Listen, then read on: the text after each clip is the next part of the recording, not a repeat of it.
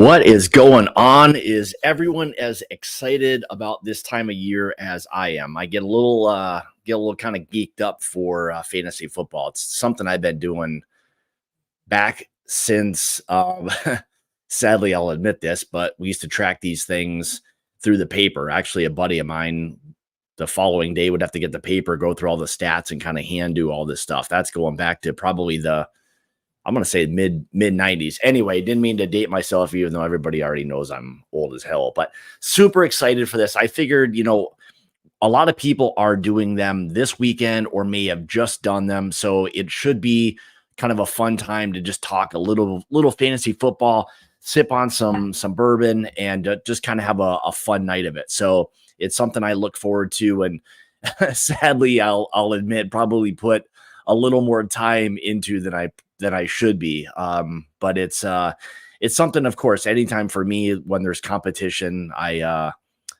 like to win things. So if I can do that, then that's what I'll do. But first and foremost, thanks everybody for joining tonight. Greatly appreciate it. Good to see so many familiar faces in here. Hopefully looking forward to chatting some fantasy football. Let me know in the comments if you guys have done yours, or if your draft is coming up this week or weekend. Mine's tomorrow night, so I'm looking forward to it. This will be I'm going to use you guys a little bit as a guinea pig tonight for some things. So this should be fun, just to kind of get a few things out there and go through some rankings and stuff that might now. Actually, before we do this, let me say hi to a few people before I get too darn wrapped up in all the football stuff. But Marty Whiskey Nose was in here right away. First in here. Jonathan was in here. Good to see you, buddy. He'll probably jump on here in a little bit. Mr. Royar does cocktails. Good to see you, buddy. Down south. Yes, exactly. Fins up, baby. Looking forward to another season. Yeah, I said to John, wrong sport there, bud. I'm not familiar with those kind of balls that much. So, Mr. Truman, man from the Pacific Northwest. Good to see you, brother. TK, good to see you. Must not be out in the fields right now. Maybe rain or whatever, but the Bourbon Jerk, good to see you, Tom. What else we got here? Stacy, 4-Leaf Whiskey, good to see you. If you have not subscribed to Stacy's channel, do yourself a favor and do that ASAP. Mr. Peter White, good to see you, bud. Who else we got in here? I already said hi to Peter. Mr. Tim Corney, good to see you, Timmy. All right, I think I'm all caught up for right now. So anyway, here are actually, I think I saw someone before put their. All right, so yours is the 27th, and mine is 27. Holy cow, 27th season. All right, so you understand what it's like to have to calculate all those statistics and stuff. So, no problem. That's fine. So yeah, anyway, our league is still 10-team PPR, 1 quarterback, 2 wide receivers, 2 running backs, a flex, no kicker, and a defense. We eliminated the kicker this year just because nobody really cares at all. So Tommy, good to see you, bud. So anyway, that's so full PPR on that. So that's something that I'll say most of the leagues I think have started going to 10, but it's gotten to, or I should say a lot of them have gone to 12 teams, but 10 is still kind of old school a little bit. 10, you still can kind of craft a pretty good team, but I see you back there, John. I'll bring you on here in a second. So anyway, so that was kind of the parameters of stuff.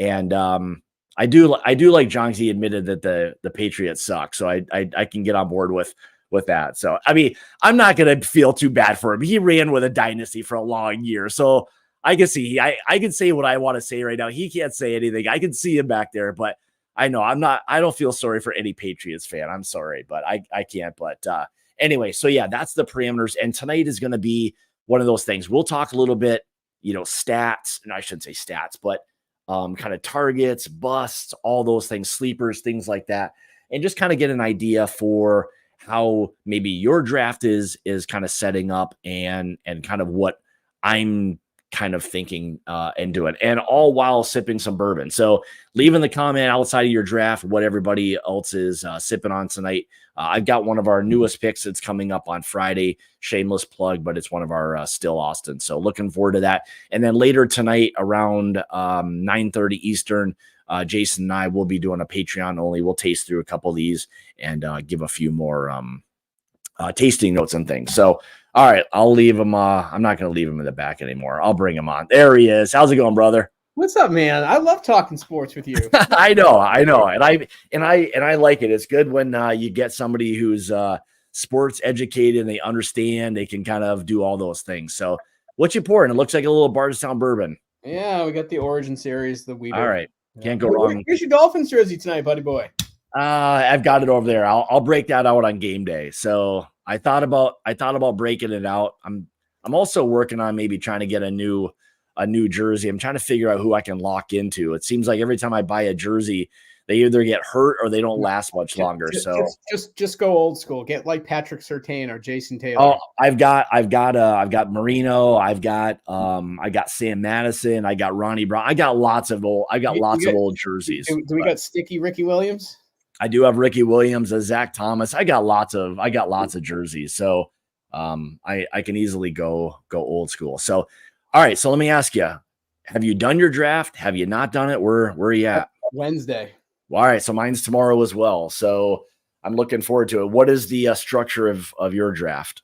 It just got increased to a PPR, and we have 3 keepers, plus we can protect a 4th with our first round pick.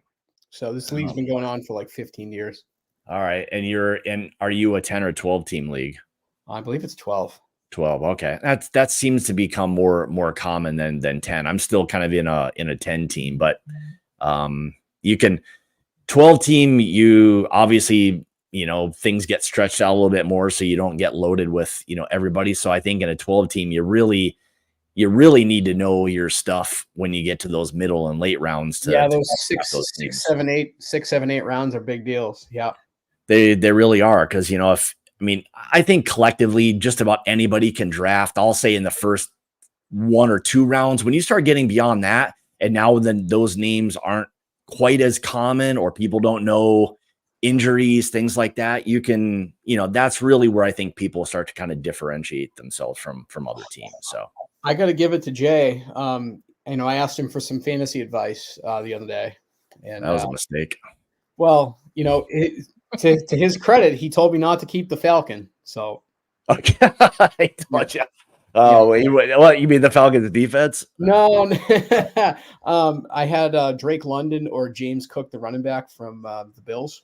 Oh man! All right, so I'm guessing that must have been where are you drafting? Where are you picking in yours? Do you know? I think pick 8 or 9, somewhere in that. Oh, range. Okay. All right. So you're down. You get the turn. All right. So yeah, you're probably going to get him more towards. I have to protect him. And give up protect him. Give up my first round pick. So the thing is, like, I've got 2 running backs already. I have Kyron Williams from. Where is he from? The Rams or the Chargers? I forget. Yep, Rams. And I also have Jonathan Taylor. He better have a bounce back year. I'm just going to drive to Indy and burn him to the ground. All right. And my only wide receiver is Amon-Ra St. Brown. So, well, those are your 3 keepers. Those are my 3 keepers. And my 4th I could protect was either Drake London or James Cook. And Jay was like, he on paper should have a good year, but he hasn't proven it yet. So it was like, go with the guy who. The only question I would have regarding that was, what if you protected London or Cook? What round were you protecting? What was that? The first round. Oh yeah. Because remember, everyone else is doing this. This whole first round is very, okay. Very well. Good. If I had the first pick overall, I would have taken Marvin Harrison Jr. over all of those guys. But I picked too late. And that's the tough part with the keeper, is that the first round isn't like a true first round like we think of it, because most of those guys are probably going to be protected. So you're really looking at guys divvied up between second and third round that will be like newly drafted, let's say. Right. So it's You know, basically rookies, third and fourth round, maybe a couple of second rounders that get dumped from really good teams. So yeah. I mean, I think Cook and London would have been, especially in a 12-team league, if that was your first round pick, which I guess let's just call it like equivalent of like a third or fourth. Man, I wouldn't have had a problem with either one of those guys if you kept them yeah, because same. I just wanted someone's opinion on Drake London specifically. yeah. And, maybe Jay is just angry at them. Who knows? Well, this year, I mean, I think with the Falcons, I mean, now getting Kirk Cousins, I think that's going to be a huge upgrade for him. Pitts, I don't know, like maybe it will be a little bit. Bijan, he's probably going to be a monster. I'm going to guess is staying healthy, but yeah, I don't know. I get kind of why you did what you did, a little bit. So, Yeah. let me ask you this: where you do pick?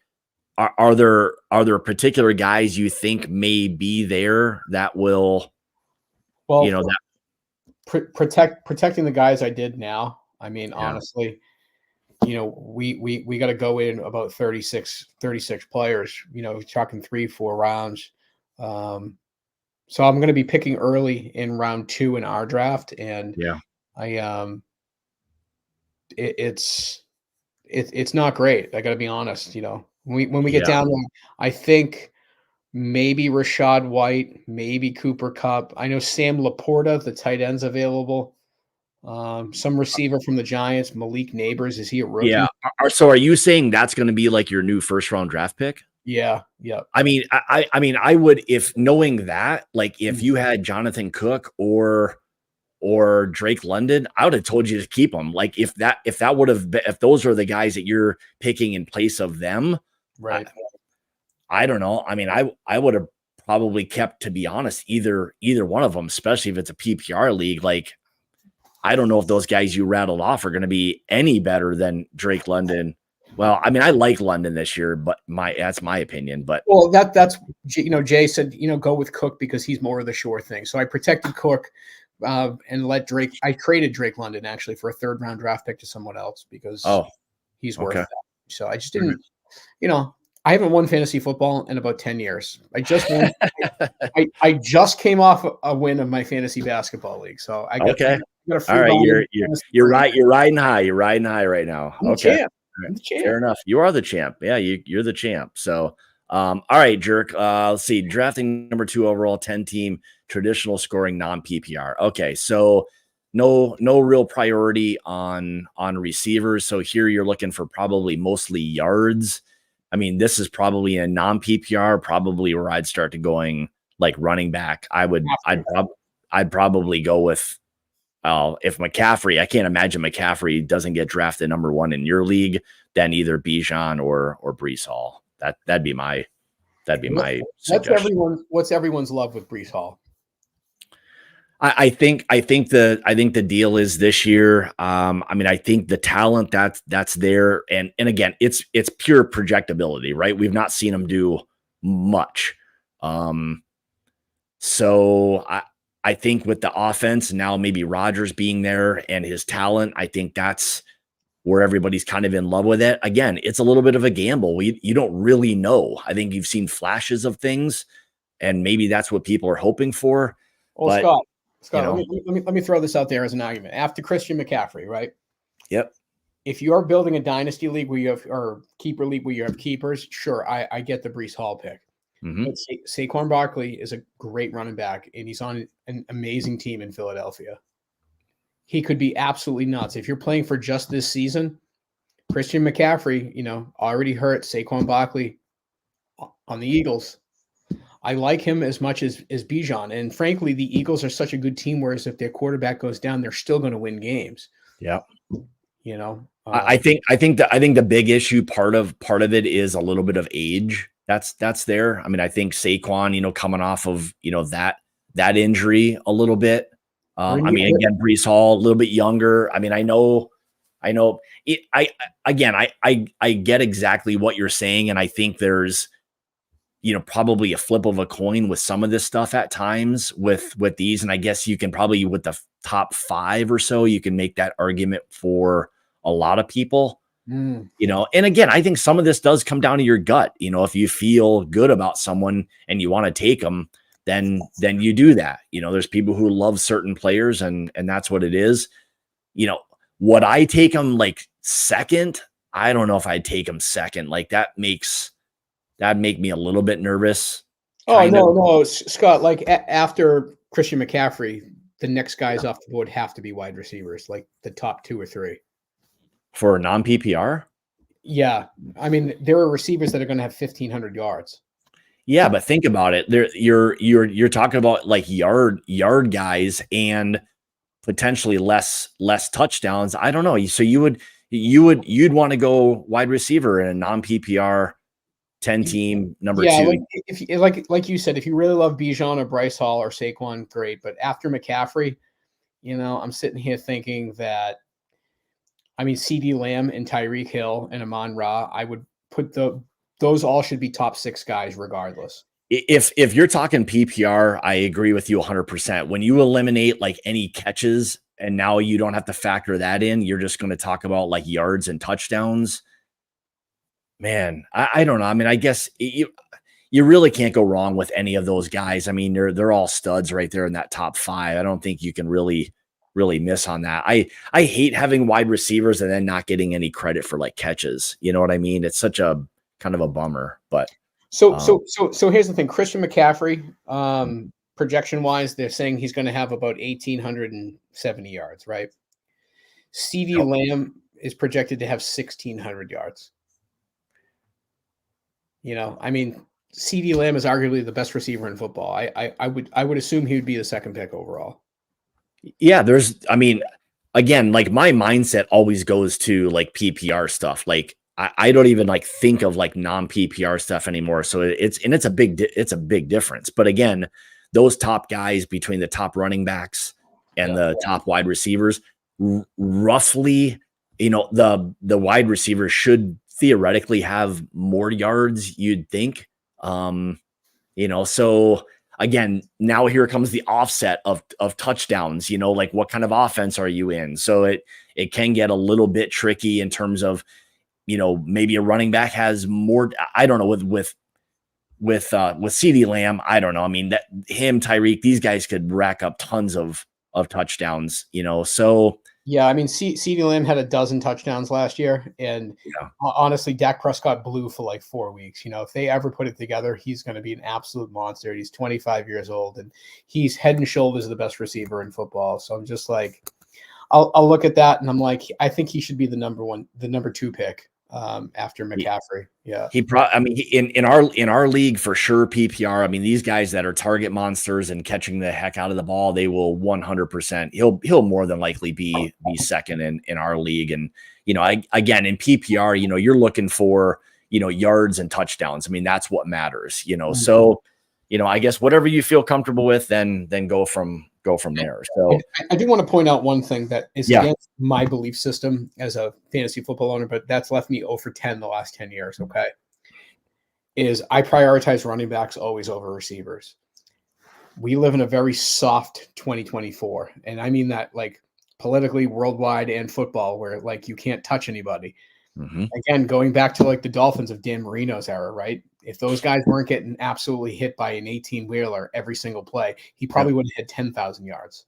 Yeah, a season. You know what I mean? Like, yeah, it's a factor. I mean, to your point, running across the middle now is not running across the middle back in the 80s and 90s when they would just light you up. You know, there was no, you know. It's the difference between 80 proof and barrel proof right there. You know, there's a big difference. Exactly. One hit starter. Look at you tying whiskey in with football. Good job. Yeah, I would agree. So anyway, so I guess target wise, so you're 8. Like for me, I'm in a 10 team. I pick number 10. So I get the turn on every single one of them. So for me, I guess I'll say anybody drafting at the back end, I guess let's do this real quick. Let's touch on the like front, middle, and back part of drafts, whether it's 10 or 12, they kind of roughly apply. Like in the beginning, you know, obviously you pick early, you got the turn coming all the way back. So now you've got a big swing to come back to you, waiting for that next guy. So you you have to also let things kind of play out in front of you. So, there's kind of the top, I'll say almost, it feels like there's like the top 8 guys that are out there that have been consensus top 8 guys. 9, 10, turn, all that other stuff seems to be a little bit kind of up in the air right now and can go a bunch of different ways. The one thing I think that's going to throw a mix in for a lot of people is to watch and see what happens to Justin Jefferson this year. That's going to be kind of an interesting pick, because I think he's probably like outside of CeeDee Lamb, and you can kind of mix. Well, I would say if he had a good quarterback, I think Justin Jefferson's probably the best wide receiver in football, in my opinion. But he doesn't. But he doesn't. Yeah, he's got kind of scrap heaps throwing him the ball a little bit. So yeah, that's a big difference. How good he is can only be the deciding factor, is if he can separate and make Sam Darnold or Nick Mullins or whoever it ends up being,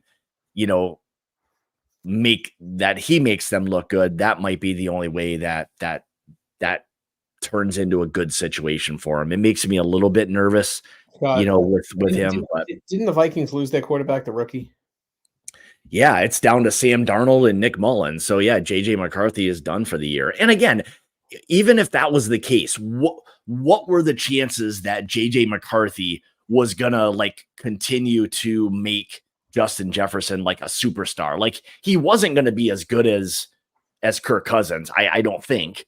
But I don't know. Like, now he's got Sam Darnold. Like, I don't know. Sam Darnold's a serviceable quarterback. Serviceable. Yep. So looking at the whole macro 30,000-foot view, I think the Vikings defense is a little lackluster, and I think everyone in their division, which is a lot of games, got much, much better this year. Without possession, without third down conversions, right? There's less opportunities for guys to catch balls, and I get it. There's a saying, like during blowouts, there's going to be garbage time. So I don't want to waste an early first round pick on Justin Jefferson. By the way, if he's there in the second round, sure. Yeah. But you're going to be going, yours is Serpentine, correct? It is. Yep. So yep. I see it there. He's not a top 6 pick to me because of the circumstances. Yeah, and I don't think he ends up being that either. I just, like, in my mind, if everybody else is thinking the same way and he somehow is there at 10, like, I feel like that's still at that position too good a talent to pass up. Like, he's probably gonna have his yards. He's probably gonna have his touchdowns. Is it as many as next year? I don't know, but man, that'd be really hard to see that guy end up on somebody else's team if I had a shot at him, especially at 10 or 11, Justin Jefferson or Jamar Chase? Oh boy, like right now, if I had to choose and I was in that spot to have the two, I would take Chase, like, hands down. In my opinion. Are you saying at 10 or like at 6? At 10. Oh, at 10. At 10, I would I'd still take Chase at 10. All right. So next question. Do you take Justin Jefferson or Marvin Harrison Jr.? Man, at 10, like, I would have a really hard time passing up Jefferson at 10. I would have a really hard time. I love what Marvin Harrison could be. I feel like I would kill myself if I didn't take a shot at that kind of value, because that's someone that probably should have gone number 2, wide receiver. Yeah, I mean, you'd be talking about the guy, like, if he had a little better quarterback. And let's just say the flip side is, let's say Sam Darnold is more than serviceable. Let's say there isn't a big fall off from Kirk Cousins. You now got maybe one of the top 2 or 3 best wide receivers at 10. And how would you like to be the guy that missed out on that? That'd be tough for me. Yep. So, in those top ones, I'd want a little more. Now Chase is kind of practicing and all that. And, so it looks like he's probably going to play. So CeeDee Lamb's got a contract, I think, now, right?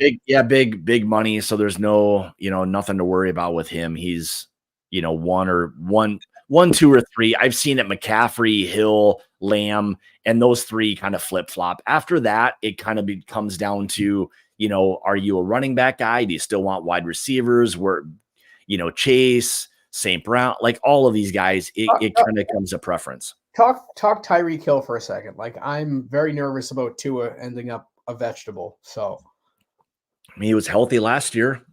I mean, so, again, it's just that worry inside me, that mother hen thing. Yeah. Well, I mean, I think it's one of those things, and Miami's system is a lot of, I don't even want to say play action. I mean, it's a lot of very, very fast throws, all of those things. So those amount of times that Tua is going to be back there just standing in the pocket, slinging the ball, 50 yards down the field. That's fair. Aren't really going to be there. So he's learned that lesson. Plus, they have a sick running back too.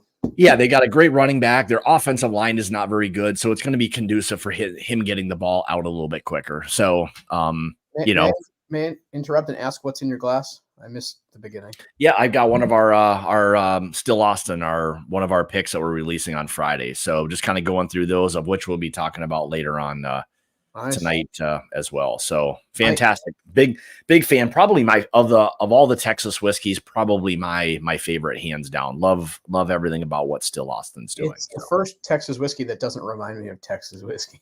Agree 100%. It is one of those things, I think, once you kind of meet with the guys that are there, you kind of understand why a lot of those things are the way they are. I mean, there's a lot of attention to detail with what they've got going on. Plus, they still have Nancy Fraley, as a big part of what it is that they do. So I think all of these kind of, fail safes are really allowing their whiskey to kind of shine. So I do love how big a nerd Nancy is. Like, how much she it's so cerebral. It's unbelievable. You hear her talk, and the things that make her laugh internally is so deep. Yeah, she's a great lady and a wealth of knowledge. So to be able to listen to her talk and share stories and just kind of how things get to where they are, from her perspective, it's a pretty cool thing to listen to. So I just pulled out something with some Ryan, and after a couple of weeders. Little Baker's, is that the 13? No, it's a 7, but it's actually 8 years and 11 months. Oh. So it's got a nice oak presence on it. I've never tried the 13. It's not something we get here in Mass. The Bakers, to me, like, oftentimes, most of all the single barrels, they're always very good. Like, there's just nothing to complain about. I think they're, probably priced accordingly, even though I still think Beam with some of their stuff can be a little pricey on some stuff, but I think that's perfectly fine. What is it by you? $70? 56. Oh, really? All right. So you get it even better. Yeah. Yeah. It's just like I've had a 7-year, 2-month one. It was a little corn forward. It didn't have the backbone that this does. Yeah. Once in a while, you'll get that with some of that Beam stuff. You kind of get a little bit of that dusty corn stuff. So, all right, let me ask you this. So in your league kind of coming up, I'm sure you've got like a little bit of a list. Are there guys that you are kind of targeting, people that you really like? You like their game? You like the team that they play for? Anything like that? Yeah. One of the guys that's available is Nico Collins from Houston. Mm-hmm. And if I'm looking for someone else, I don't think Alvin Kamara is on my list. I'd probably stay away from him. It's a bad offense. He's old. He's kind of breaking down. He's probably still going to catch balls. I just don't know what kind of volume is there. I think they're going to be behind a lot, which is probably going to limit his touches. So there's Mike Pittman, from the receiver from Indianapolis. The struggle is when you have Jonathan Taylor and him, it's hard to have two number ones. Yeah. I like Pittman. I just don't know. He's not a guy that I find myself like with a lot of like mock drafts and things. He's not a guy he's never a guy that ends up to me anywhere. So I don't draft him in anything. I don't really see him in a lot of things because, for me, where I draft, by the time it gets back, there's already, he's either gone or there's, to me, in my opinion, better talent like wide receiver, for me. Scott, I have to take a wide receiver with this pick. Like my options are Brandon Ayuk, Amari Cooper, who looks good because of Deshaun Watson being there. Yep. Maybe Pittman's on the outside, Stefan Diggs, but he's older and he might not be the number one, but you never know in Houston. Yeah. And the last couple of options, Higgins, McLaurin. I had Calvin Ridley last year, and he was either great or he was like a dud. Yeah. Well, I mean, if you could get him and you think he's going to be there, like depending on, I don't know how many guys pick ahead of you. You said you have 8. I have 8. I have 8 that round's gone, so add 4 picks to that. So I would say there's probably 7 picks ahead of mine. I just named you all the wide receivers that are available. Yeah. I mean, if other guys, like knowing what they have, if some of them don't have like wide receivers like heavy as targets, boy, I mean, I really like Nico Collins for you in that spot. Like that would be a great pick. Give me 2 more names. I got a feeling he won't be there. Diggs, Pittman, Amari Cooper, Brandon Ayuk, who's not. I don't want to take a number 2 receiver that early. Well, I mean, the thing with the 49ers is like with Ayuk, I mean, he's probably going to still have really good volume. The case for like Cooper is there's really nobody else. Like he's going to be a target hog. Like Deshaun Watson, my guess, if he's anything like he used to be, is probably going to be slinging the ball all over to Cooper. Like I really like him, a lot this year. Stefan Diggs, I'd probably stay away from him a little bit. I mean, I think that Houston offense between Nico Collins, Tank Dell, and Stefan Diggs, like he honestly, because they're more than likely going to run like a lot of 2 wide receiver sets, which is more than likely going to eliminate him in my opinion. So I don't know what Diggs is going to end up being in Texas. Like I like Nico Collins. I like Tank Dell. Tank Dell will be a little bit later for you if he's still there. But Cooper, I like.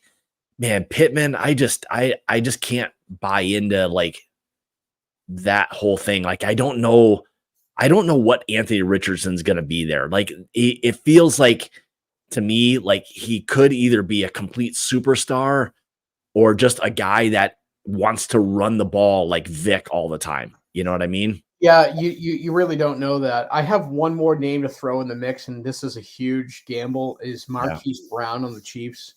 Nah, he's hurt, man. I wouldn't touch him. I wouldn't even touch him at all. Like there's two guys that are there that are probably going to end up being better than him anyway. He was probably more of a kind of a veteran presence for the most part. I mean, probably was going to be a little bit more than that, but he's like a small number 1 or an unbelievable slot guy, and Mahomes likes to run in circles, and I don't know. He's either hurt or got suspended, one of the two. I can't remember. He's got a shoulder injury, but he's questionable for week 1. So Nico Collins, Devonta Smith. I'm all set with Mike Evans. I'm all set with Brandon Ayuk, Amari Cooper. I think Amari Cooper might be the guy. Yeah, I like Cooper. I mean, he's still not an old guy. It feels like he's been around forever, but he hasn't. But yeah, I don't know. I think Amari Cooper's the guy who's going to at least have 1,100 yards. Like I can't take a guy who has 900 yards in the second round of my draft, which would be round 5. Yeah. If it's not a guaranteed 1,100 yards. I think like they're like in that round anyway. Like I think that's fine for Cooper, for Cooper. Like I think that's great. That's a good value. Like it's probably where he should be.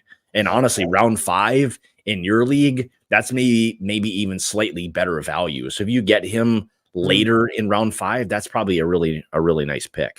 Yeah, so. I mean, everyone's a homer from where they're from or their teams and their fans. Yeah. Not everyone's running out to go get Cleveland. No. Well, what you have to look at it like, I mean, also, take a look at that division, what they're going to probably have to do. They're going to have to throw the football. Right. That's so, true. There's got to be points that have got to go somewhere. There's got to be yards that have to go somewhere. I mean, he's probably their biggest piece. Now, again, I know people like, oh, well, you're going to double the guy or whatever it may be.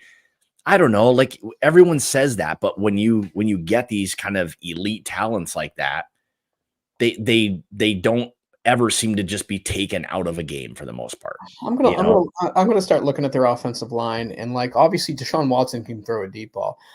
Yeah. Whether it's rounds 2 through 6 for you or 2 through 5, who are your targets? And by the way, just so you know, like how I prepare for a draft is I've got my list and I start lining through people like do not effing touch. And that just brings it down to a smaller group that eliminates mistakes. But yeah. I do the same thing. Like I've got a list that I keep, and then I watch it on the computer, of course. And I've got guys that I've got marked on my sheet that I've got kind of targeted in particular rounds, and I try to, again, for me, there are people that I don't have highlighted that I really don't want much to do with. Name the busts you're absolutely avoiding.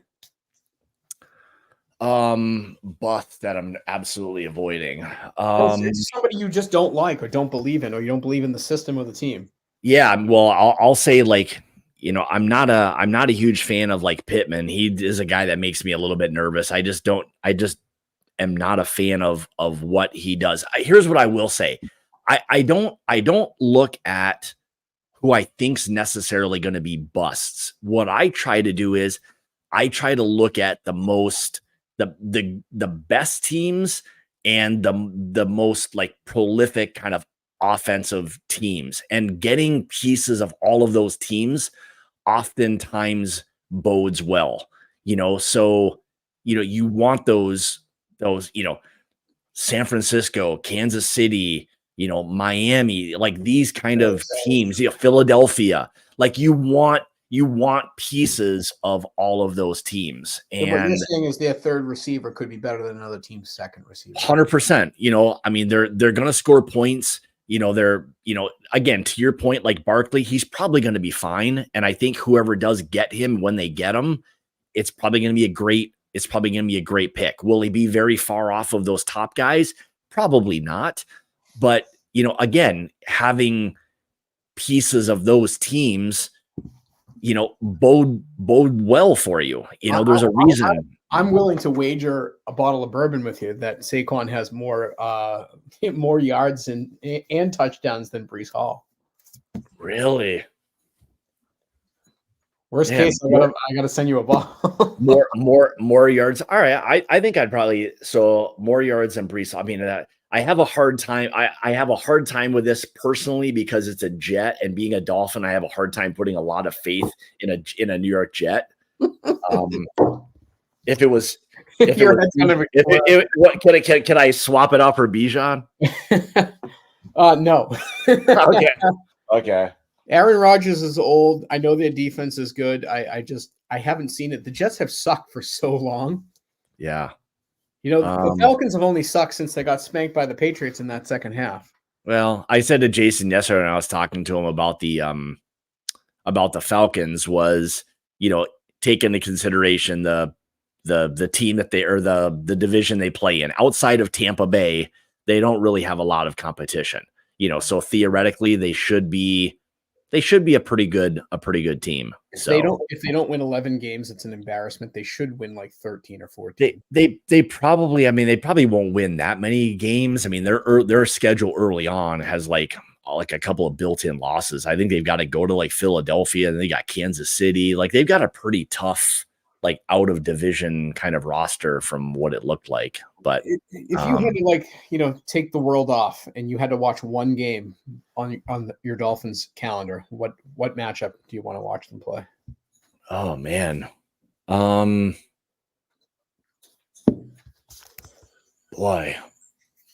You're saying like actually on the schedule this year? Yeah, for sure. 100%. Like what you're ignoring every responsibility you have, and you are just locked in to the point where you don't even want company. You just want to watch the friggin' game. Yeah, I guess I'd have to take a look and see exactly. I think they play Philadelphia this year, and if they do play Philadelphia, I'd like to watch that game. Like that could be a really fun football game to watch. I think they play Philadelphia this year. I don't know if you have the schedule. I got it pulled up right now. I mean, I always like them. I mean, nowadays, it used to be always the Patriots. You always were hoping to somehow beat Tom Brady. Scott, I always loved watching New England spank the Patriots, except for Cameron Wake. Cameron Wake owned us. But, he was a monster. He was a monster. To my vision here, they're not playing them, but they're the big games: Dolphins, Bills, Dolphins, Rams, Dolphins, 49ers. Yeah, it could be a fun. I mean, really, even the Rams or 49ers. I mean, they both could be really, really fun football games to watch. Probably high scoring. Dolphins have a pretty decent schedule. Got to be honest. Yeah, it's not like the easiest of schedules. That's for sure. So it's not awful. No. All right, Nick. Let me answer your question. So Jamar Chase might not even play. So he did practice. I think he started practicing yesterday. Yep. My guess is that he does. The problem with Jamar Chase is he doesn't have 1 year left on his contract. He still has 2.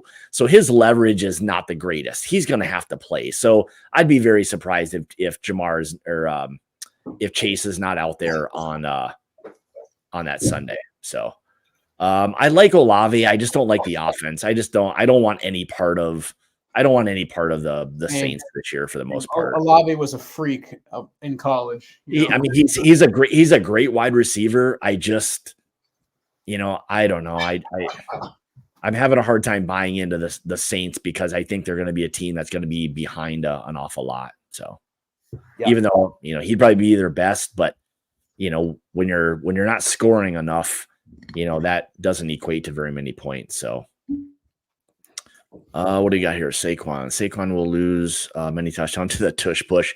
I heard something a little bit about the fact that they might not do as much of that this year. I'll believe it when I see it, but I don't know. Barkley's going to get his.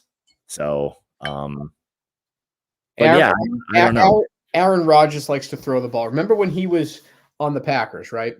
Yeah. They had a good running game. They had an awesome offensive line at times, and he would just be the circus clown, So all of a sudden, Aaron Rodgers is going to be a grown-up in his last year. He likes being the hero. He wants to do it in New York badly. Well, I mean, that's his kind of MO. I mean, he's kind of a prima donna a little bit. He wants all the attention and all those. Yeah, very good.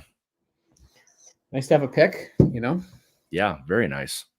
The thing with Rodgers is a lot of that. But again, he's got shit, I just forgot his name, the wide receiver now. Was it Garrett something? Yeah, Garrett Wilson. Thank you.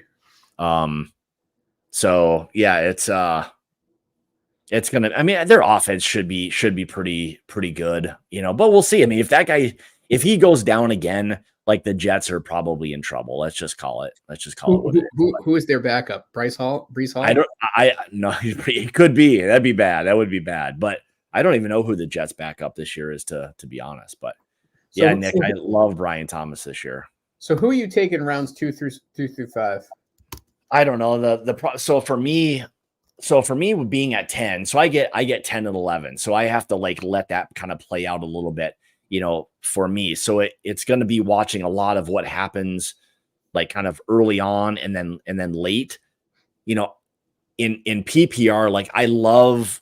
I love watching people take quarterbacks early.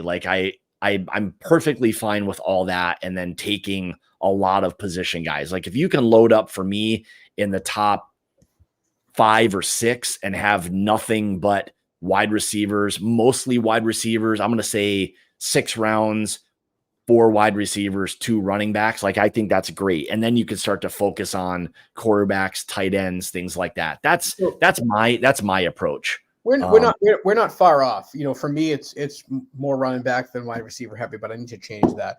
Yeah. Last year, my number 1 quarterback was Dak Prescott, who was great for about 10 weeks. If you don't get Mahomes, I don't see the value. Him, Hurts, maybe one other, but Kyler Murray should be available in round 6, round 7, round 8. Yeah, I would agree. I mean, if you're in a 12 team league, when you start getting into 6, 7, 8, and you got guys like Kyle Murray, then your value is tremendous considering what he could potentially do and not how far off he really is versus like what Mahomes or Hurts. Those guys are going to get their numbers, but in terms of what you were able to get upside when they took Mahomes in the third round and you took a position guy, they lost out on that. Yeah, there might be that difference, but if you have a running back or wide receiver that are leaps and bounds, you just made up a lot of points right there. Quarterback, I'm not taking Justin Herbert, and I hate to say that because I like him. Yeah, I'm not a huge fan of him. He's probably going to be a guy that'll be late for the most part, more than likely a backup guy. I'm not a huge fan. Someone's going to draft him before you and I would take him, and frankly, Justin Herbert plays for the what are they? The Los Angeles Losers. The Chargers. The Chargers just losers. They're just lovable losers. I don't even know like how they're even going to be very good this year. I mean, that's not a great football team, at least offensively. I don't know their defense, but offensively, man, it's going to be a little tough. I was happy to not look at Phillip Rivers' face, and the Chargers still suck. Yeah, Phillip Rivers, man, that guy was a whiner, that's for sure. Yeah. Man, yeah, McBride, like round 5, I'd say even in 10 or 12 team leagues, like round 5, you get McBride there. He'd be at the, when I start to make that turn, that 5-6 or something, like that's a guy I would love to consider depending on who's there, because I think he could have this is a good example, like what Greg's got. Guys that will take Kelsey in the 3rd round or like Laporta in the 2nd or 3rd. They're not going to be that much better, if at all, than Trey McBride. That's 3 or 4 rounds later. Anyone who's listening to this, do not take Sam Laporta before round 5. Oh my God. Well, there's a 0% chance that he does not go within that. Someone will take him for sure, because, there's always a run on wide receiver or quarterbacks and tight ends. Like those two things, people get into like panic mode, and it's always a little bit interesting. So I try as much as I can to have a little bit of a system, even though, if something really crazy happens where you don't expect a guy to be there at all and it kind of changes your plan, fine. If you get better value at a position, then so be it. But I try to kind of follow and not get panicky about things. And watching people do it when they're not very well prepared happens all the time. That's the funny thing. Honestly, like every year I go through all the drafts all the way around. And I'm like, who is the best pick in that round, and why did I pick this guy? Oh man, you probably. If you got Nakua, if you got Laporta and Nakua off of waivers last year, Nick, I don't know, man. You might have been pretty darn close to winning your league. Wait. Nick Foles? Screw Nick Foles. I don't like Nick Foles. I'm a Patriots fan. What the shit? Yeah. That might be the real Nick Foles, though. Stay out of Massachusetts. Yeah. I was just gonna see what else there was. Bless you. Thank you. I feel blessed. Name your tight end target, Scott. Oh boy, so my guys are all going to be anywhere from at that 5th round. Like they said, like McBride, Dalton Kincaid, those kind of guys, maybe Pitts. I'm just not crazy about drafting tight ends and quarterbacks early for me. Like I just don't think there's great value. There's too many other good positions to take that the offset is too greater than to worry about those. So if I'm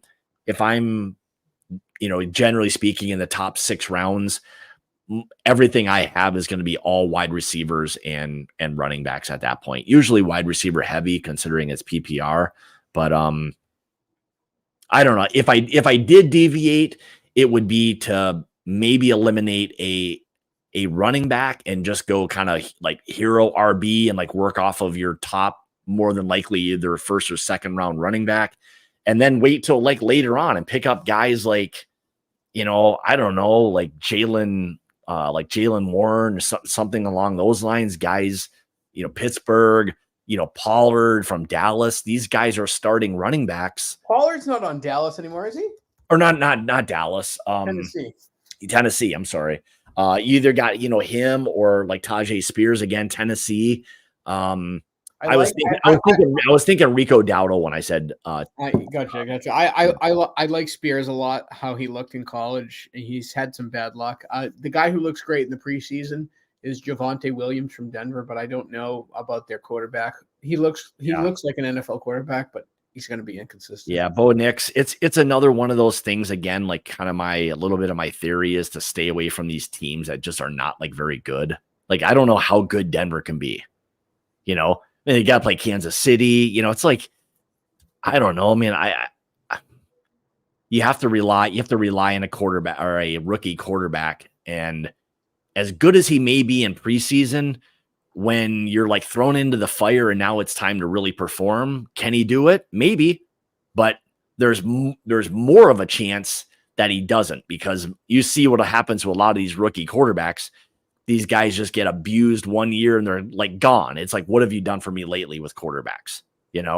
So I don't know. We'll see. Yeah, Denver's not really a team, but I like Greg. It does nothing but just kind of like rattle off like a lot of Penn State guys. I thought Hunter Henry was a Penn State guy, I think. I thought he was a tight end at Penn State. He'll tell me if I was wrong, but I could have swore. Scott, you got to be eyeing Ty Chandler from the Vikings. Backup running back. Yeah, no problem with that. I think that's a really good like late round pick. And honestly, there's some leagues I've seen in doing some drafts that he wasn't even drafted. So I mean, I think it's pretty good. I mean, considering Aaron Jones is a little bit older and kind of beat up, he might not be a bad guy to have late. That's for sure. Yeah, and I think with the quarterback situation, the running backs are going to get trucked a lot. So I think he could actually win that job, just like Jaylen Warren, who is hurt right now. Yep. With a hammy. I saw that he was kind of fine. It looks like they expect him to play week 1. So it didn't look like that was kind of the same thing with Jahmyr Gibbs as well. Sounds like he's okay, but running backs. I mean, you never want to hear like hamstring. Just really with anybody, that's always a bad thing. But Ingram in 7th round. No problem. Trey Benson, Scott, another backup running back. Oh yeah, probably a good to have a little bit like later on. I mean, I think that's a good kind of fail safe. It's Connor is just an average running back. Oh, Arkansas he was at. Okay, I thought for some reason he was at Penn State, but Arkansas. I should probably know that.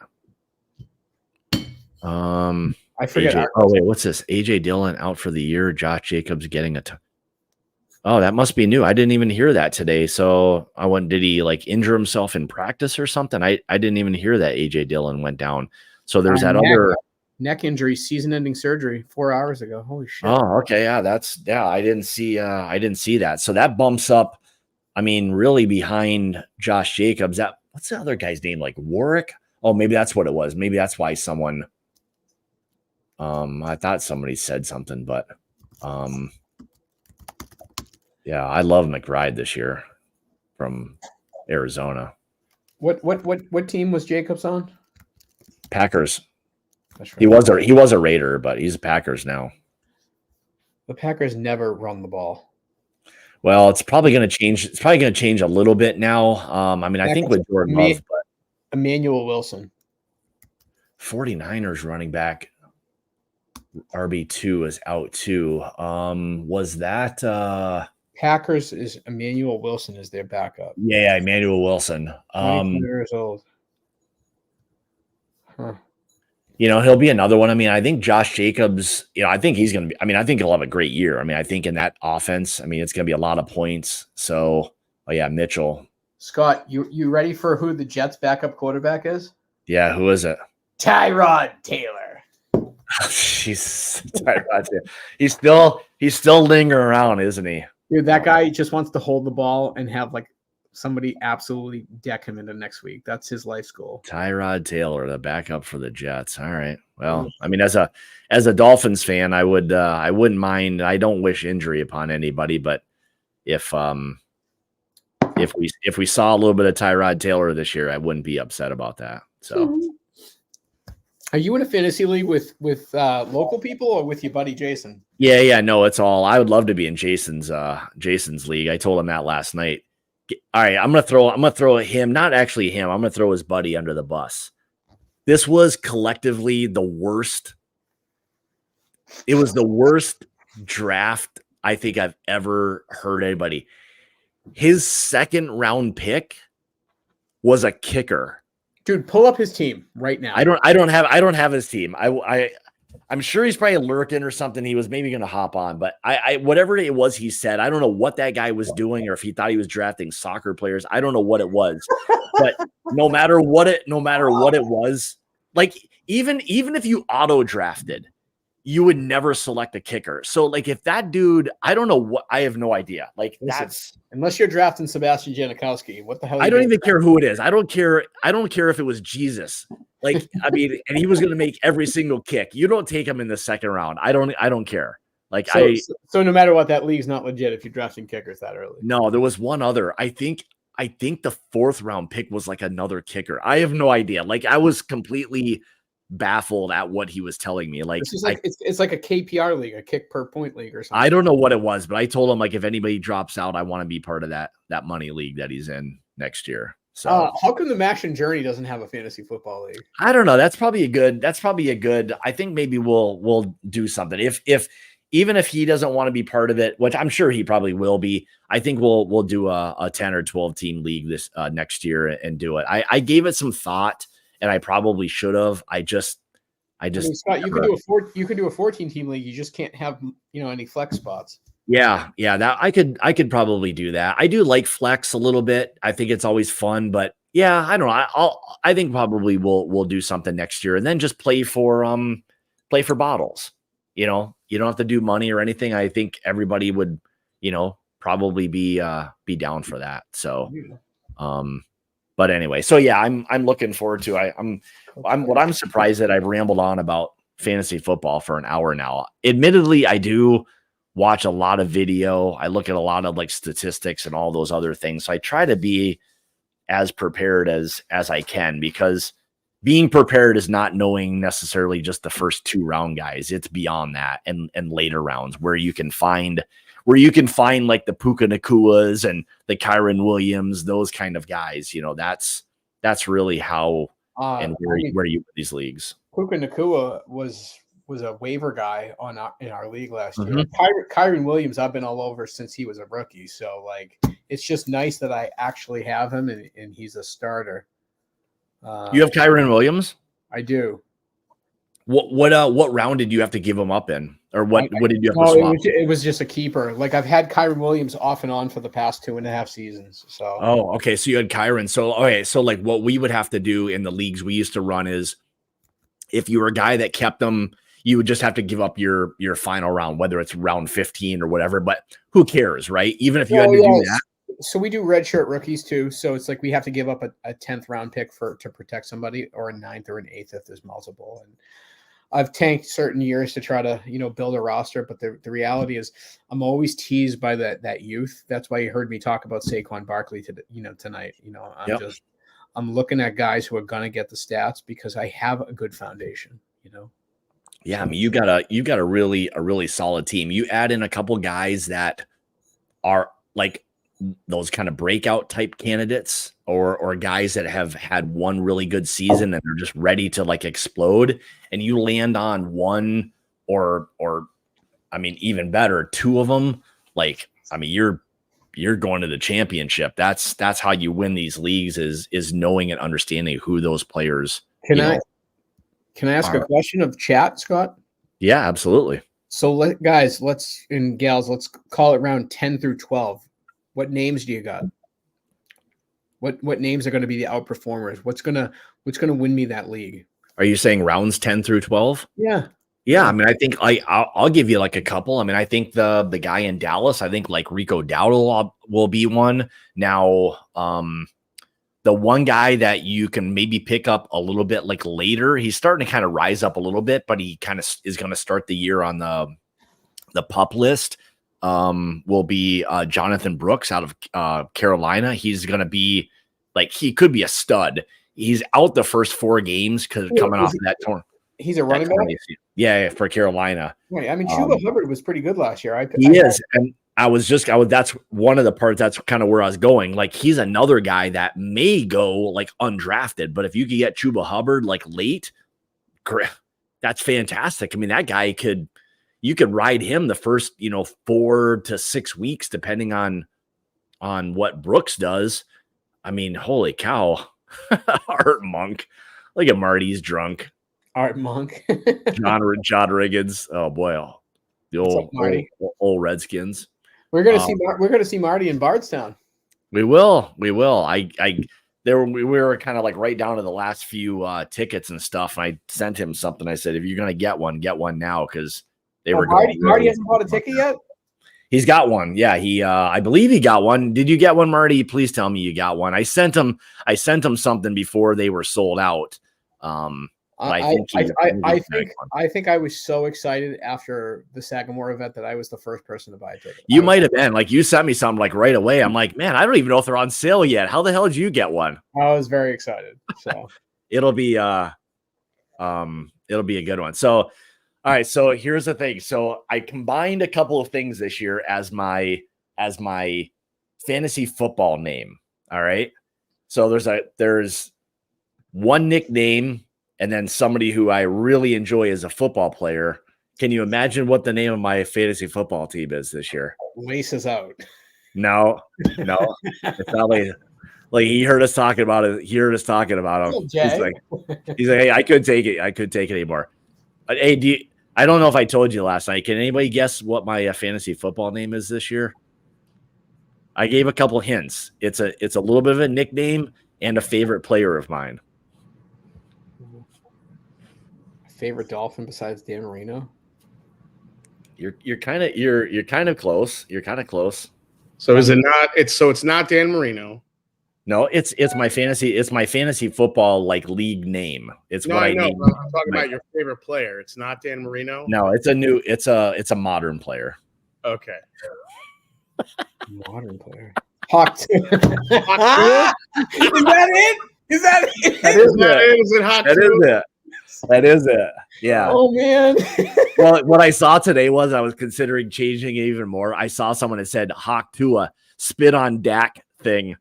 Oh, that's probably going to be the name of one of our divisions. I'm pretty sure we have got some pretty heinous divisions. Yeah, but I changed it. I didn't do it as HAWK. I've seen everything as, all the I guess the official like pronunciation of it. But all right, Jason, tell everybody what that guy in your league did. Like tell them like how that played out. That was the most bizarre thing I've ever heard my entire life.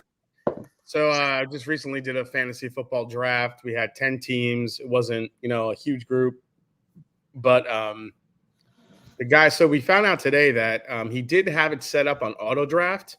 Oh. What he was doing was when you set up your auto draft players, he wasn't looking at the totality of all the players. What he was doing was looking at the best players in their given position and selecting them as like their favorites, but he didn't put them in any order. So what happened was he picked, he had the first pick in the draft. First pick, this guy.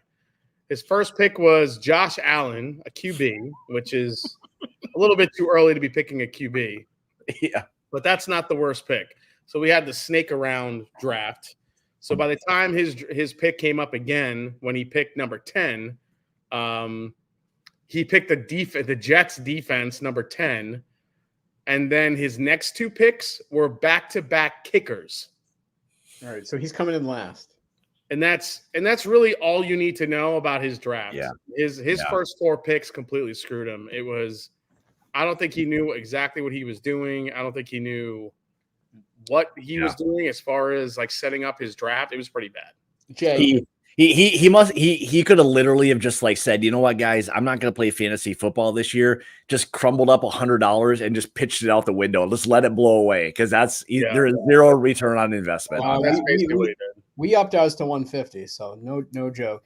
Jason, can I ask if you look up your picks throughout the whole draft? Can you pull those up?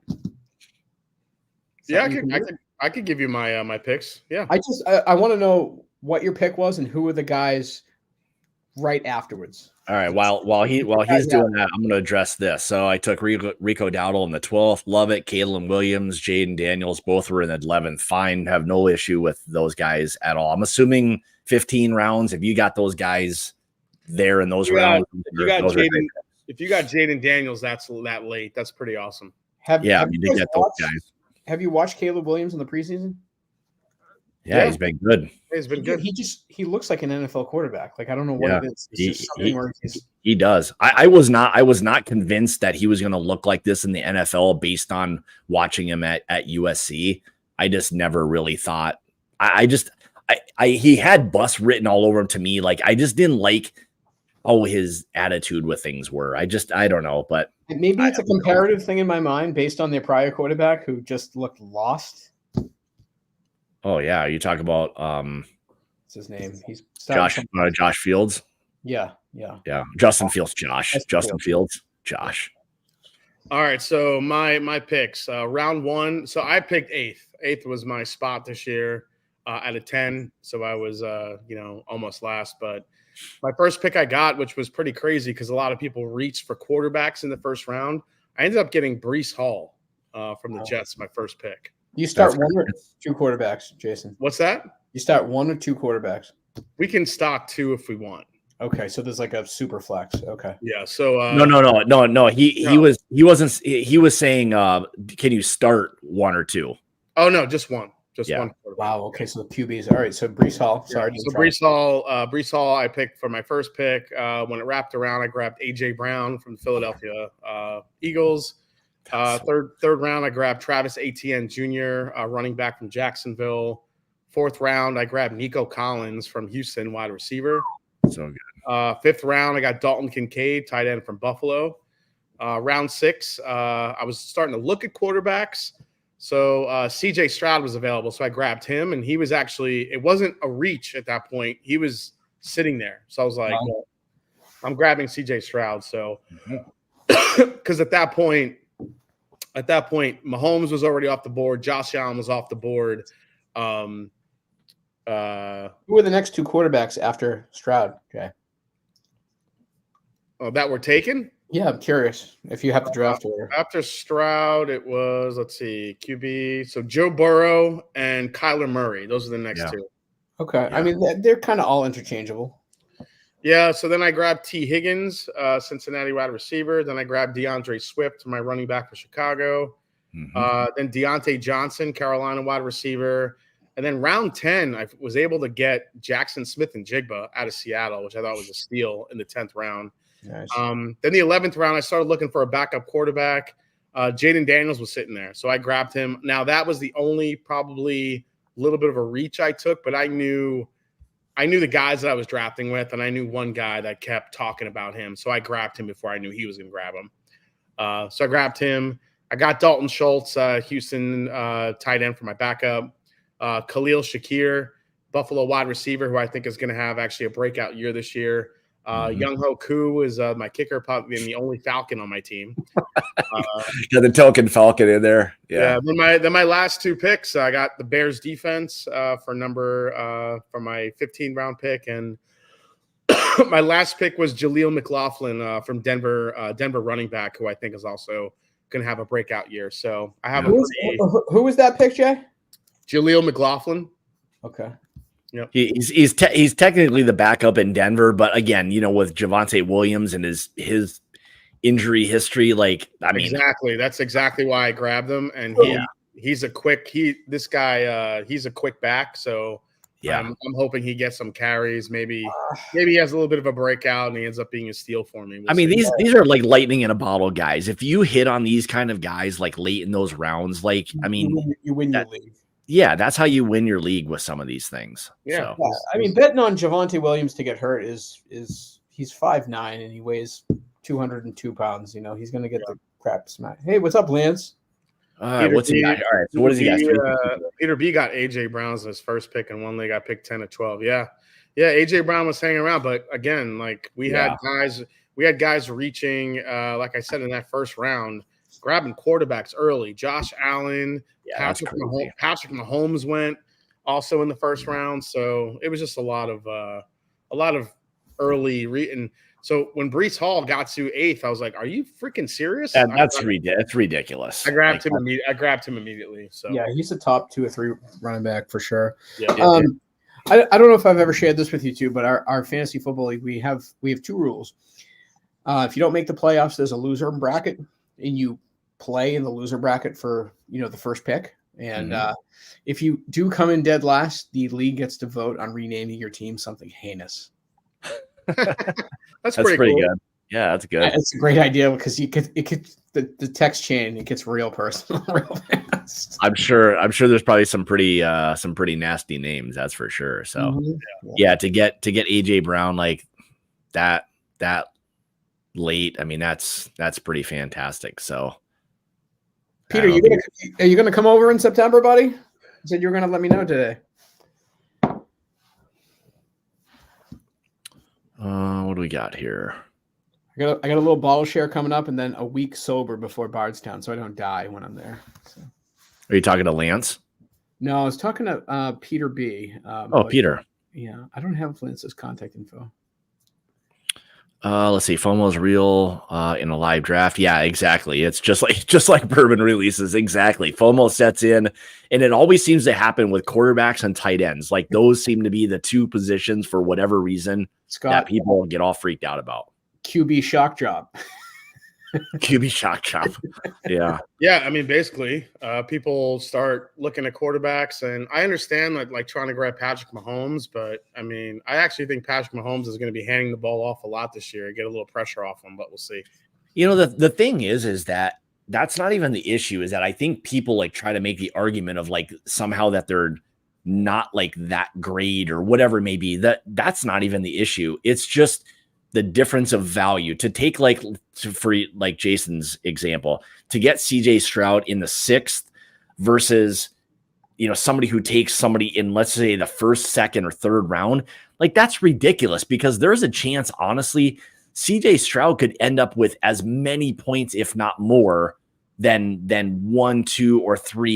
His whole roster is stacked. That's my point. So like, why pass up other great positions when you can get somebody else, like even Kyler Murray or Joe Burrow if he stays healthy? I mean, look at these offenses. Like these guys are going to throw the shit out of the ball, and why panic? Why take all these guys? I think the only time you pick a quarterback early is when you know that there's a quarterback that's going to both pass and run, which is like a Lamar Jackson type of quarterback. Or Mahomes or Josh Allen. Josh Allen too. I think if you're going to take a quarterback early, those are the 3 that you maybe want to pick up. I'm not like mad at it, but at the same time, I feel like, first round grabbing someone like that, I just feel like there's always 1 or 2 guys that are always going to grab those quarterbacks early. I mean, when Aaron Rodgers was in his prime, people grabbed him in the 1st round all the time. And it wasn't even because he's a runner. It's because of just his passing ability was insane. And he could start tallying up a lot of points really fast. Yeah, you can. Or if you're in a 2 QB league, that's important as well. So Jeffrey Wax says quarterbacks is in the 1st round is the Blantons of fantasy. Yeah, I agree. I agree. Stay away from that. The only way it would ever be valuable would be, probably 6 point, passing touchdowns. And if you're in a mandatory 2 QB league, then there's a high. I feel like running backs, they're like horsepower. You got the running backs. I don't know. That's the only way I would take 2 quarterbacks. I mean, I'm perfectly fine getting other really good value later on and letting other people take those. I'll be right back, guys. All right, sounds good. So, all right, so we're gonna do a Patreon thing. We could probably talk some more stuff over there a little bit. So in about 15-20 minutes, we'll be over on Patreon Live. We'll do some tasting notes of our Still Austin that we've got coming, but I'm jacked for tomorrow. I'm looking forward to tomorrow's draft and getting all that stuff done. I like the where everything changes. I get the keepers and best ball, all these other like leagues, but I love just starting all over. Like there's something about it that you get a fresh start, every every time. Now there's a little more skill in the, in some of the keeper leagues and where you take guys and doing all that kind of stuff. But yeah, I like the fresh start of every year on my side of things. And then I like watching the panic people, like when that buzzer's clicking down, it's 5-4 and people don't know what the hell to do. And they just F something up that I like watching it. Admittedly, I've been there before. I've felt the pressure of some things, but I love the fantasy football stuff. Even though I will say I used to do several leagues, and I don't know if you do or did, but it just got to the point where it was like you ended up playing against yourself. You're setting all these teams, and when you have so many teams, you like collectively have like all of the players, it seems like. And now it's like, who do you even root for? It kind of took a little bit of the fun of winning anything, because it always seemed like you just were tallying everyone's points. It just got to be a little bit too much. But I mean, you don't get a second chance when you name your team Hawk Tua. Just ask the girl who created that. Yeah, but mine was a play off of two things. That was kind of the play on that, but I kind of combined it a little bit to make it to try to at least clean it up a little bit, for crying out loud. What website do you guys do your draft on? Yahoo. We pay for CBS. Oh, you do? Yeah. Yeah, Yahoo is okay, but again, like, also you have to understand like draft rankings and like just like like all of these things, because ADP is not always like a default, so it becomes this consensus ranking that oftentimes is not very good. And with people don't know who the hell some of these guys are, they take people like way too early. CBS gives you like the average and then 3 professional, like Cummings and like 3 different people. Yeah. So you can always see who you agree with, and it's kind of like following a whiskey tuber, it is one of those things where, now with all of the advanced stuff, it's made things much easier to draft stuff now. That's for sure. So, yeah, I mean, buying a $15 magazine, I don't do that anymore. So. Well, that was the thing. I mean, remember back in the day, you had to find a fantasy football magazine that was probably printed 3 months before it was even on the shelf. So everything was outdated. Rankings weren't good. You just really needed the magazine for the players' names, so you could go through all those, the cheat sheets. When my dad was alive back in the early 2000s, we used to do fantasy baseball and get USA Today and actually track the stats for the whole league by hand. Yep. I mean, like, oh man. Yep. I remember when we had our very first leagues, which was probably back in the mid 90s, I'll say. Yeah, that following day, like coming Tuesday, we had to get the paper and start tracking all the statistics and do everything by hand. And my God, what a pain in the ass that was. Scott, in your league, yeah, you can pull it up. Don't tell us the specifics. Mm-hmm. What is everyone's team name?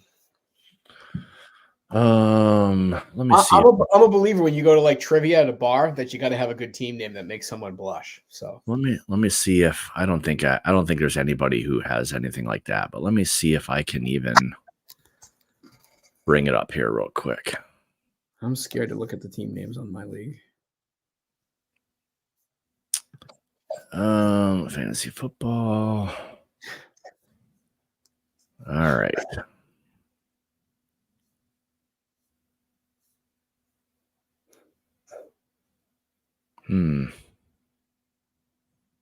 It's trying to pull it up here. I'm trying, if I hover over top of this to see if it brings up anybody's. Like in standings? Just yeah, I'm just pulling up the 1, 2, 3.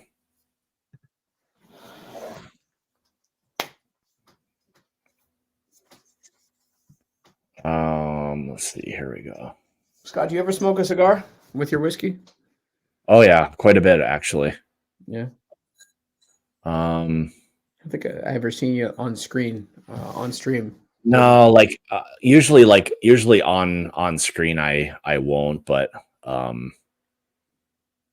don't know. It's being weird. It's not pulling this thing up very well right now. Sounds like Jason has a good team. Yeah, he does have a pretty good team. So good thing a kicker was drafted before his pick. yeah, I don't know, that helps to get those guys in those positions, but it is what it is. So yeah, I'm a big, as far as like cigar and whiskey and stuff, not even necessarily from a standpoint of like trying to like pair them. I mean, I kind of have an idea of like flavor profile of each, but I just enjoy the two in general, just slowing things down and just kind of taking your time. And I know a lot of people will probably be partaking in Bardstown when we're there. September should be really nice. So yeah, I agree. I'm excited. I've been to Kentucky once, and I was basically out running a tornado. So really, every distillery was closed. The highway signs were on blocking the highways, doors blown up. yeah. Oh my gosh! All right, so you're going to be a little different this time, a little slower, less panic. Yeah, I have the good fortune of flying into Nashville a couple of days before, and I'm going to go visit the Turks before going to Bardstown. Nice. I know there's a lot of stuff going on. I know there's a few people doing some other picks and stuff the day before, and even the Friday that we're starting the event and everything. So yeah, it's it'll be a lot. So is there a place where I can get an IV? I don't know. I mean, in Bardstown, I'm not sure I'd count on any kind of like modern technology. We'll have some gallons of water available for you to drink. So I might need some Z-Biotics. I might have to prepare. Yeah. Just stay up with your water intake, and you'll be fine. I feel like you're gonna maybe be a mess like Saturday after the bottle share that evening. I mean, look, my sarcasm is like my art form, so I don't want to get too sloppy, and I don't want to misrepresent. Well, what's good is we're giving you guys some time to recover, because Saturday we don't really start until about 2:00, so you guys can sleep in, recover, get your breakfast, do everything you got to do before we. You remember last year trying to get everyone on the bus, and everyone looked like they were like 80. Yeah, everybody was a zombie. Yeah. So this should be a little different. So we planned for that this year. We're like, all right, we're gonna let you guys recover in the morning before we head off to Bardstown and drink some more crap. So nothing better for prep. What is DHM? Nothing better for prep. I don't know. I'm assuming that sounds like an ad from TV. Hopefully not. I don't know what DHM is. Is that a shipping service, Lance? I don't know what DHM is. It sounds like something Mark McGuire took it in the 90s. I don't know if that's Mark the case. Mark McGuire and Sammy Sosa. So I have a signed picture of Mark McGuire and Sammy Sosa during that whole thing. It was given to me by a news anchor at Fox. Oh, it's a supplement, he said. I don't know what that is. Illegal. Okay. Lance, I trust you. Yeah. Sure. It's a supplement, legal and cheap. All right. So I guess thanks everyone for kind of well, real quick, Scott, how did your draft go tonight? It's tomorrow. Oh, it's tomorrow. Okay. Yeah. So I'll let you know tomorrow. But will you post it on Patreon? I'm looking forward to it. Yeah, but I probably will if I like it. I'm hoping I do. I'm feeling confident. If you draft 6 kickers, we're not going to see it. That's right. I will not draft 6 kickers. I will not draft you. Well, I guarantee I won't draft 6 kickers. That's for if anyone could hack Scott tomorrow, that would be awesome. No. I'm going to shut this thing down before anybody even makes an attempt. Oh my God. You want to see Scott lose his mind? Just fuck with his fantasy team. Yeah, if you like hacked into it and like erased all my stuff and gave me like bad players, I would give if I was hacking Scott, I would give his entire roster all kickers. What is happening? What is happening here? And watch him win the league with all kickers. No, that would be it's impossible. It's an invalid lineup. So Ross, what jersey are you wearing tomorrow for your draft? I don't know, man. I have a hard time getting away from Merino. Like I like it. You're breaking out the Merino, aren't you? I probably will. It's an old when Wilson was the sponsor. That's old. I mean, it's going back to the 90s as well. Did I tell you guys I was on Rich Eisen show today? What? I wasn't on it, but I called in. I called in as a caller, and I was on the show. Really? You gotta put that stuff out, man. That's awesome. Yeah. He picked me on the show to come on and talk. So I did so he does this thing every during the preseason where he does go through your win-loss. Like what's your win-loss for your team? So he goes through the entire schedule. So He was cool. I mean, I love Rich Eisen. He was I'm like, hey, first of all, it piqued his interest because he's such a Michigan guy that I lived in Columbus, Ohio. Yeah. I was like, well, I'm from New York originally, moved to Columbus, and so I was indoctrinated with all the Ohio State stuff. He goes, oh yeah, I can imagine. And then I'm like, well, I'm an Atlanta Falcon fan. He goes, how does somebody from New York become an Atlanta Falcon fan? So I kind of did the quick story of that. He goes, all right, let's go through it. Let's go through your Atlanta Falcon, your schedule this year and where you think they're going to win and lose. And I went right down the list. And he actually said at the end, he's like, I could get on board with this. This is a good one. He's like, definitely stay in touch. Be good to hear from you again. So this was live on his show. It was literally today. Oh my God. Like how in the world do you even isn't there like a billion people who call into this show? Did you just get lucky? So yesterday I called because I wanted to get on and do it. And I think I was on hold for like 2 hours and I never got on. Yeah. I called early today and just waited. And about an hour 20 minutes into the show, he threw me on. So it was pretty cool. All right. I'll have to go back and listen to the Rich Eisen show today. So oftentimes I will like listen to it. I appreciate him. He's got like a very like non-biased opinion of things. Now, maybe outside of like Michigan related stuff, of course. He's a good host. But he's very good from he's super knowledgeable. He knows his shit. He doesn't scream and yell like some other guys. I'm all about it. So basically he's not Stephen A. Smith. Okay, we understand. No, he's not like a ranter and raver about things, that's for sure. So spoiler alert, how many wins are the Falcons gonna have? So I had them at I think I forgot 10 or 11. I had them at about 10 or 11, considering I have them going 1-2 in their first 3 games. I think they'll win at Pittsburgh, but I think they're going to lose to Philly and they're going to lose to Kansas City. I don't think anytime they travel to Philadelphia, it's bad for Atlanta. So if they somehow win in Philadelphia, I'll be really surprised. But then after starting 1-2, I feel like they'll start getting some momentum, start winning some games, and then I have them getting about 10 or 11 wins and winning the division. So what if they lost to Pittsburgh? If they lose to Pittsburgh, and like that feels like it could be a very bad start, like because that could easily be 0-3, right? No, there's no way they start the season 0-3 because are you sure about that? I mean, they could easily start 0-3 because if they lose to Pittsburgh, it's a tall order for them to go to Philly, win there, and then invite KC into the Dome and beat Kansas City. So I feel like for them to set up their season, they have to win in Pittsburgh. I think they're going to lose those next 2 games, but we'll see. It's in Pittsburgh too. Yeah, I think Peter B. I think I had him with 11 wins. I think there are some trap games. I think the game in Seattle they're going to lose. I think the game where they go to San Diego they're going to lose. They never do well on the road, especially going to the West Coast. But I don't know. Maybe Raheem Morris changes all that. We'll see how it goes. Yeah, you never know. I mean, he has a good attitude as a coach.